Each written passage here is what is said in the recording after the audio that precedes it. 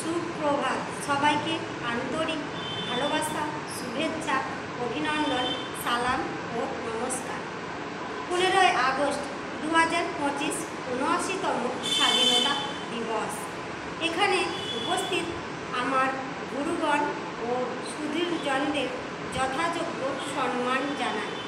আর সমবেত সকল সহপাঠী ও ভাই বোনেদের জানাই স্বাধীনতা দিবসের গৌরব অভিনন্দন। আজ 15ই আগস্ট আমাদের জাতীয় জীবনের গৌরবময় পবিত্রতম দিন। ভারতের স্বাধীনতা সংগ্রামের অংশ নিয়ে যারা প্রাণ উৎসর্গ করেছেন সেই মহান আত্মা, লক্ষ্য, প্রাণ, বীর বিপ্লবীদের জানাই আমার ভক্তিপূর্ণ প্রণাম, আন্তরিক শ্রদ্ধা। স্বাধীনতাহীনতায় কে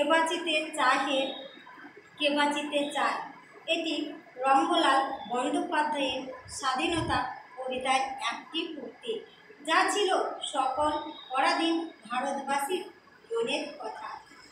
ইংরেজদের হাত থেকে ভারতবর্ষকে মুক্ত করতে শুরু হয় স্বাধীনতা আন্দোলন। ভারত মাতাকে মুক্ত করতে গিয়ে ফাঁসির দড়ি গলায় পড়েছে ক্ষুদিরাম বসু, কানাইলাল দত্ত, সূর্য সেন, ভগৎ সিং, দীনেশ গুপ্ত, বসন্ত বিশ্বাসের মতো বিপ্লবীরা। মুক্তির মন্দির ও সোপান তলে কত প্রাণ হলো বলিদান, লেখা আছে অশ্রু জলে। ভারতীয় বীর নেতাজি সুভাষচন্দ্র বোস আজাদের বাহিনী নিয়ে ঝাঁপিয়ে পড়লেন ইংরেজদের ওপর, ডাক দেন দিল্লি চলো। তার এই হুঙ্কার ব্রিটিশ শাসনের ভীত কাঁপিয়ে দিয়েছিলেন। তিনি বলেন, তোমরা আমাকে রক্ত দাও, আমি তোমাদের স্বাধীনতা দেব। দিল্লির লালকেল্লায় আজাদ হিন্দ বাহিনীর সেনাদের বিচার শুরু হয়। তাদের মুক্তির দাবিতে মুম্বাইয়ের তলোয়ার জাহাজে নৌসেনারা বিদ্রোহ করে।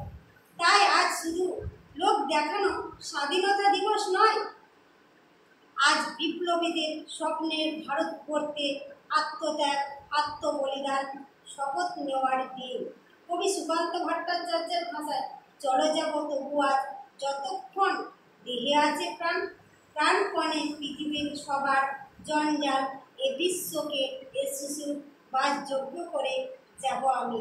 নবজাতকের কাছে এ আমার দৃঢ় অঙ্গীকার। বন্দে মাতারাম, জয় হিন্দ, ভারত মাতা কি জয়। I love my freedom, I desire my freedom.